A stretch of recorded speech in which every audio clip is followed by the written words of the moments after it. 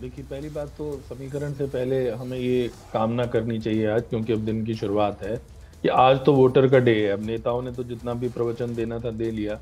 और जो polling percentage है वो मैं ये आस रखता हूँ कि वो कम से कम 70 से तो ऊपर जाए, क्योंकि पिछले चुनाव में अगर मैं आपको बताऊं तो जो पोलिंग परसेंटेज था वो गिरा था, और 70 से नीचे रह गया था, 68% के करीब था 2019 के इलेक्शन में। और उससे पहले जितने भी इलेक्शन हुए, खासतौर पे 2005 के बाद अगर आप इस उसके इलेक्शन देखेंगे, यानी कि पिछले 20 साल के चुनाव देखेंगे, तो पोलिंग परसेंटेज हमेशा 70 से ऊपर ही रहता है हरियाणा में, जो अच्छी बात है।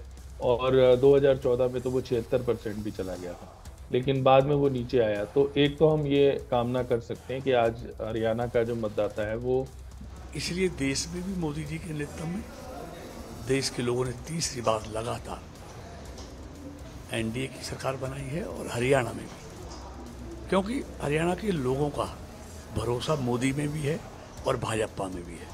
इसलिए मुझे लगता है कि 100% तीसरी बार हरियाणा में इतिहास रचेगा, कमल खिलेगा, बीजेपी की सरकार बनेगी।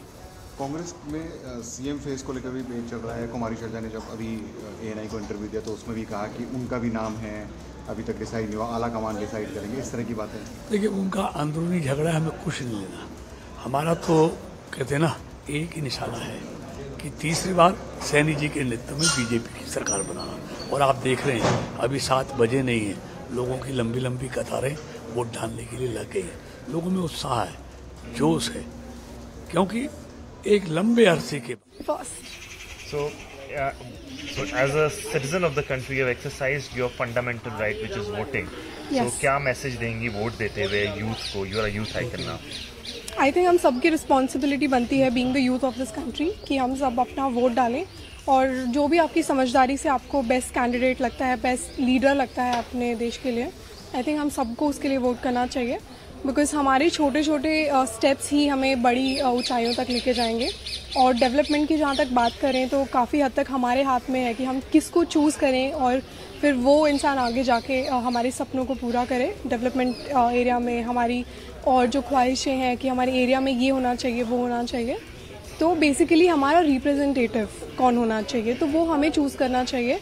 और आज मुझे फर्स्ट टाइम मौका मिला कि मैं तो तमाम यहाँ पर जो रिएक्शन है वो निकलकर सामने आ रहे हैं। मनु भाकर को आप सुन रहे थे, वो कह रही थी कि बढ़ चढ़कर इसमें हिस्सा लेना चाहिए वोटिंग में, और गुरमीत सिंह जी भी यही कह रहे थे कुछ देर पहले, और वो बता भी रहे थे किस तरीके से वोट काउंट 2019 में थोड़ा घटा था, 68% के आसपास यहाँ पर रहा, लेकिन साल 2000 में सबसे कम अब तक रहा है, उसके बाद से लगातार ये बढ़ता चला गया। गुरमीत सिंह जी, आप क्या मानते हैं, क्या वजहें होती हैं वोट काउंट बढ़ने की, वोट परसेंटेज बढ़ने की और कम होने की, और इस बार आपको क्या लग रहा है? उम्मीद तो देखिए हर कोई करता है कि बढ़े ही बढ़े।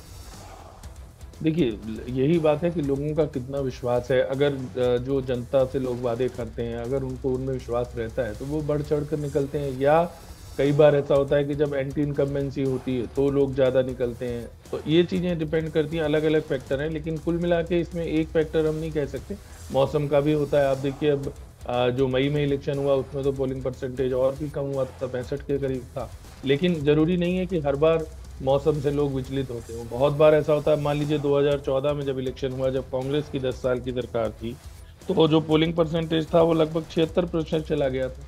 तो आमतौर पर जब एंटी इनकम्बेंसी होती है तो वोट ज़्यादा होता है। और इस बार भी ये फैक्टर है, तो तभी मैंने कहा कि इस बार ये देखना पड़ेगा कि शाम तक जो हमारे पास आंकड़े आएंगे, और शाम तक भी क्या, शाम तक भी पक्के नहीं आते। पक्के आंकड़े तो कंपाइल होकर कई बार अगले दिन भी आते हैं, चेंज होते रहते हैं, लेकिन एक अनुमान लग जाता है।